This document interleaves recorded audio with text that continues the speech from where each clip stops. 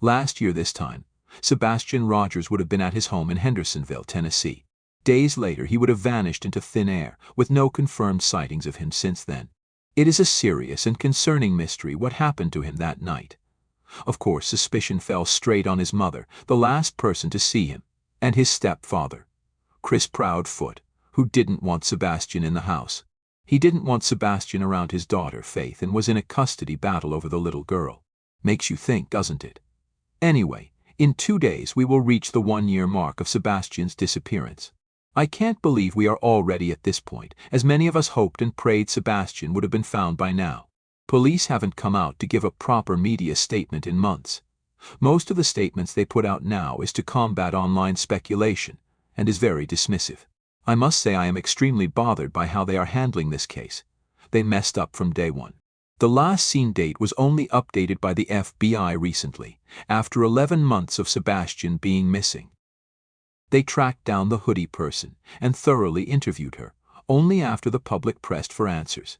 They are now quickly dismissing the figure running after midnight, a block away from Sebastian's home on the night he vanished. Nick Behrens, a reporter following the case from day one, has spoken to the district attorney and the sheriff, and here is the latest from him. It reads, "Nope, nothing new." Next week's anniversary will mark an unfortunate milestone, 1 year since 15-year-old Sebastian Rogers disappeared from his Hendersonville, Tennessee home. And with that, you can expect more stories on the sad case. Several of you are messaging me about a possible new development. Today, a few other media outlets are reporting that a private investigator has discovered a new video supposedly showing someone walking in the neighborhood the night the teen disappeared. It is being reported as a possible break in the search for Sebastian. Unfortunately, that is not the case.